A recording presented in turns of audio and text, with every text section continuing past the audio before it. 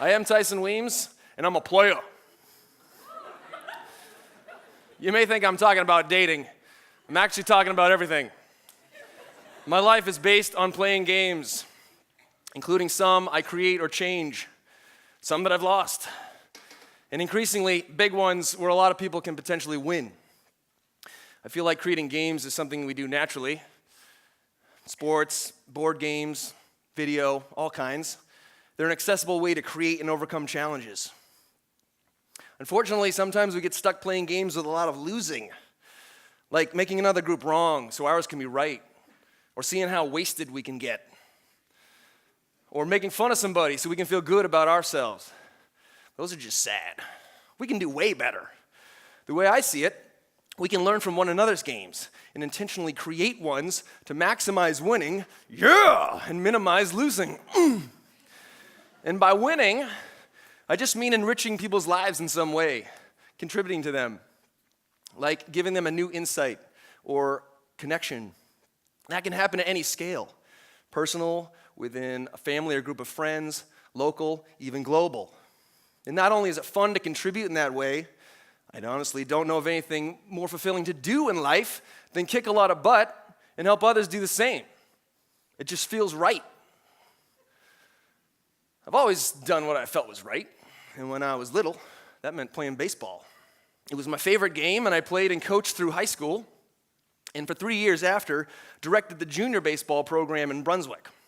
In my third year, got a little creative and challenged the coaches to tweak the rules to see how much we could encourage hustle, sportsmanship, and using good technique habits like catching a ball with two hands.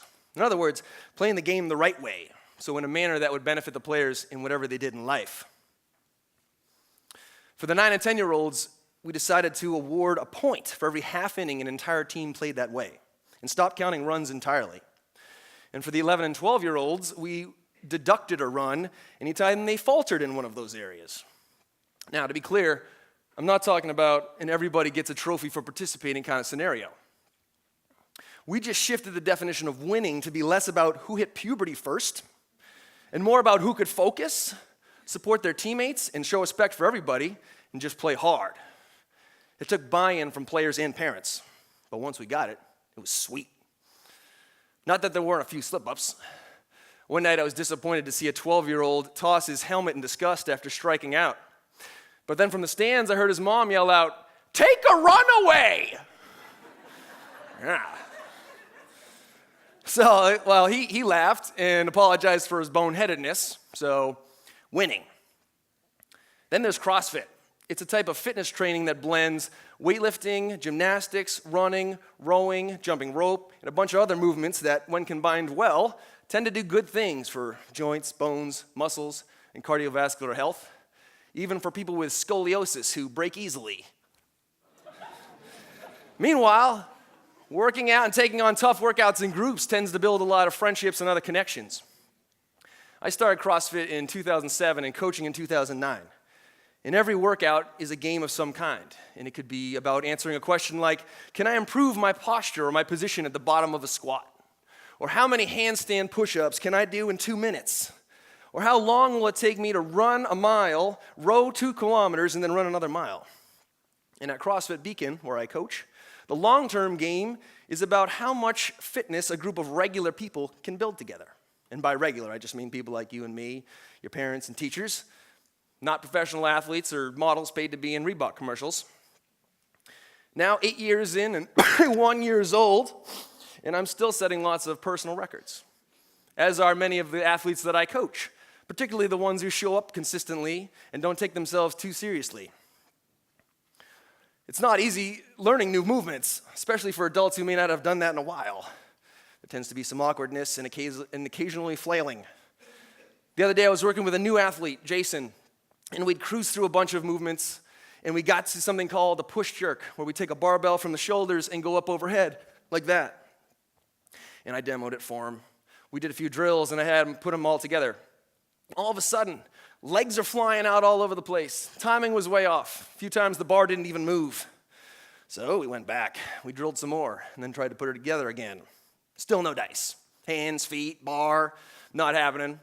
We went back a third time. We tried a few different angles on the drills. and then once again try to put it all back together. And finally, it started to click. Whew. Now, throughout that process, neither of us got angry or frustrated. I figured he'd get it eventually. I've been doing this for a while, and I'm not sure what he thought, but he stuck with it. And a lot of people get frustrated or angry if they've failed at something 2 or 3 times. Trust me, he had a lot more attempts than that. In the end, he was clearly applying a game approach. He was looking at it like a game as opposed to a life or death situation. Another super fun athlete to work with is Arlene. She happens to be 74 years old and started CrossFit when she was, in her words, morbidly obese. After 4 months of training hard, showing up consistently, and getting more fit, leaner, and stronger, she went to New York City to visit her daughter. They toured the city on foot together for the first time in years, and she didn't even get that tired. Both of them were ecstatic about it, so more winning. Another big game in my life is the 3D Health Alliance. It's a nonprofit project, 12 years in the making. And the main question it's designed to answer, how many people can we empower to build personal, community, and environmental health, 3D health, using health experiments and service projects that they create? I like to frame both as, you guessed it, games. Health experiments, like trying new foods or physical activities to build skills to do and feel awesome stuff. And service projects, like school gardens and recycling programs, to use those skills by applying them to community health challenges. I give group presentations where I promote doing those things. Now, initially, I spent a lot of time making the presentations fun, mainly for myself. That included highlighting key points using a bunch of songs and raps that I wrote and recorded. I also created characters, each with a specific message, costume, and voice to appear in video clips during my presentations, including a Scottish one who may remind you a wee bit of the Braveheart character, Hallowell Helfus. Well, audiences were pretty receptive, but I wanted to win beyond entertaining them. So now I'm focused on adding to my resources so I can better guide people in creating health experiments and service projects. The idea being, if I play this game at a high level, it can lead to a bunch of other people creating and playing similar games, so the winning can grow exponentially. So there are multiple possibilities. First, we can take something already considered a game, like baseball, and make some intentional tweaks to see how much we can encourage specific positive outcomes. There are way too many stories of parents fighting at youth sports events, and way too many stories or situations of kids dropping out of sports because they say they're no longer fun. It can help to shift our focus and the definition of winning in our minds, the rule books, or both. We can also look for games that don't require a bunch of people to lose for others to win. CrossFitters can compete against each other, locally, nationally, and internationally, but the ones I know mainly compete against their own past performances. I can't control it if somebody else runs super fast or lifts a ton of weight, so I spend most of my time focusing on improving my own technique, weights, and times. Meanwhile, it's fun to chuck weight around, push heavy sleds, try to do jump rope triple unders, or pull myself up onto the rings. And like Arlene, every day I get to enjoy the way I feel and look as a result of balancing training and recovery, which includes eating and sleeping well and drinking lots of water. And lastly, we can apply a game approach to different things we do in life. Often the outcomes improve if we don't take ourselves or things overly seriously. Play all out, but play.